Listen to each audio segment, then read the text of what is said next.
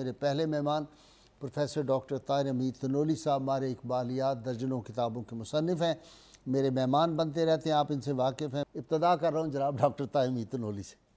بسم اللہ الرحمن الرحیم۔ گاجی صاحب بہت شکریہ، آج بہت بڑی عظیم شخصیت اسلامی تاریخ کی، ان کا ہم تذکرہ کر رہے ہیں، حضرت امام بخاری کا، اور جیسے ابھی آپ نے اپنے ابتدائی گفتگو میں بھی ارشاد فرما دیا کہ امام بخاری کی شخصیت ایک مینارہ نور ہے ہمارے لیے، اور قیامت تک آنے والے مسلمان تہذیب اور مسلم سوسائٹی کے علماء کے لیے کہ عالم ہوتا کون ہے اور کون وہ شخصیت ہے جو علم کے منصب پہ فائز ہو کر مخلوق خدا کا امام اور مخلوق خدا کا رہنما بن سکتا ہے۔ اور سب جو بخاری ہے، صحیح بخاری، اس کا تذکرہ بہت رہتا ہے ہماری سوسائٹی میں، اہل علم کی دنیا میں، اور صاحبان علم اس سے ناشنا نہیں ہیں۔ بہت سی باتیں آپ نے بھی ارشاد فرما دی، چند ایک بڑی بنیادی باتیں ہیں جن کی طرف امام بخاری کے ریفرنس سے حوالہ دینا اور جن کا تذکرہ کرنا بہت ضروری ہے۔ کیوں امام بخاری کی کتاب قرآن مجید کے بعد سب سے مستند اور صحیح ترین کتاب بن گئی مسلم سوسائٹی کے اندر، مسلم اہل علم کے اندر؟ بنیادی بات یہ ہے، جس کا لحاظ امام بخاری نے رکھا بھائی صاحب وہ یہ ہے، دیکھیں بصیرت کے بغیر آپ کوئی کام نہیں کر سکتے، سمجھ کے بغیر کوئی کام نہیں کر سکتے، تفکر کے بغیر کوئی کام نہیں کر سکتے۔ امام بخاری جیسی شخصیات نے یہ بتایا کہ جب آپ کوئی علمی کام کر رہے ہیں تو آپ نے دو طرح کی بصیرتوں کو بروئے کار لانا ہے۔ جب تک آپ دو طرح کی بصیرتوں کو بروئے کار نہیں لائیں گے، اس وقت تک آپ کا علمی کام نہ مستند ہو سکتا ہے، نہ مخلوق خدا کے لیے رہنما بن سکتا ہے، اس سے فتنے جنم لیں گے، چاہے وہ کتنا ہی نیکی کا حامل کام کیوں نہ ہو۔ ایک علمی بصیرت ہے اور دوسری کرداری بصیرت ہے، یہ وہ پہلو جسے ہم نظر انداز کر گئے۔ جب تک کریکٹرل جو ویژن ہے وہ انکلکیٹ نہیں ہوتا کسی شخصیت کے اندر، اس وقت تک اس کا کام اس درجہ استناد پہ پہنچ ہی نہیں سکتا۔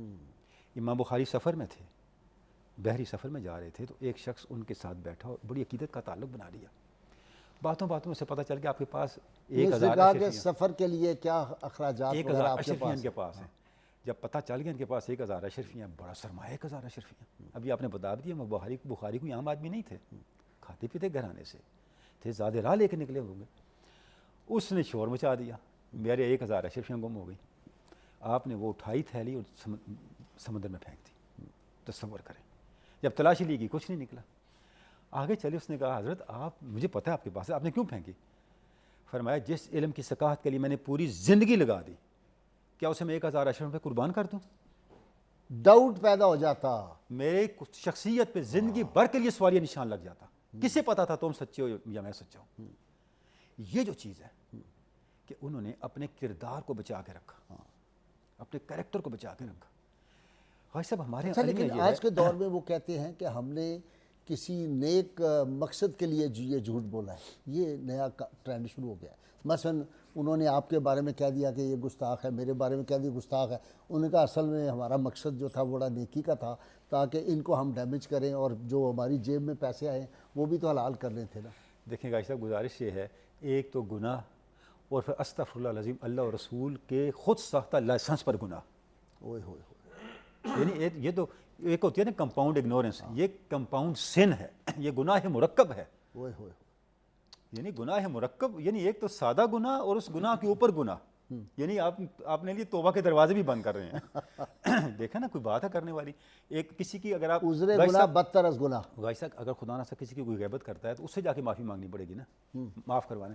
وہ کہ جی میں تو اللہ رسول کی رضا کے لیے غیبت کر رہا ہوں، میں تو اللہ رسول سے جا کے معافی مانگو نا کہ آپ کی رضا کے لیے کیا تھا، دگنی گناہ۔ ایسے امام بخاری کتنا بڑا آدمی کہہ رہے ہیں میں ساری زندگی غیبت نہیں کسی کی اور کل قیامت کے روز اللہ مجھ سے غیبت کا حساب نہیں لے گا۔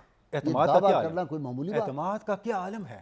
بھائی صاحب قبلہ، میں نے دیکھیں گزارش کی کہ یہ وہ لوگ تھے جنہیں کریکٹرل ویژن کی اور کریکٹرل جو بصیرت ہے، انسائٹ ہے، اس کی اہمیت کا پتہ تھا، کہ انہوں نے اپنے کردار کی جو طہارت تھی اس سے اپنے علم میں ڈالا۔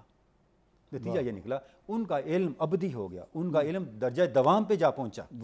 اچھا، اس کے بعد جو انہوں نے لاکھوں احادیث میں سے، یعنی کم و بیش 6 لاکھ میں سے تقریباً 5-6 لاکھ میں سے انہوں نے 7275 احادیث نکالی۔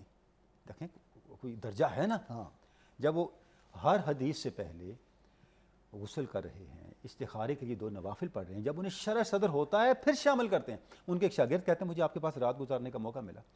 اچھا ایک اور چیز آپ دیکھیں، آپ کسی علم کا حق نہیں ادا کر سکتے جب تک آپ اس کے اندر لیو ان نہیں ہوتے. آپ کی وہ زندگی جب نہیں آپ کے بنتا، طاری نہیں ہو جاتا. طاری نہیں ہو جاتا. واہ وہ فرماتے ہیں میں نے دیکھا 15 سے 20 مرتبہ امام بخاری رات کو اٹھے اچھا. اور کتاب نکالی، کوئی نشان لگایا، پھر سو گئے. ان کی نیندیں بھی حدیث میں تھیں. تو لگتا ہے کہ مجھے پھر اسی کا اثر ہے. میری عالیہ مرحومہ کہتی تھی ان کے کمرے میں کون سوئے، یہ تو آدھے گھنٹے بعد ساری لائٹیں آن ہو جاتی ہیں. ہو جاتی ہیں. وہ جو بات یاد آئے اٹھ کے پھر دیکھ لیں. تو نولی صاحب آج ایک نئی بات آپ سے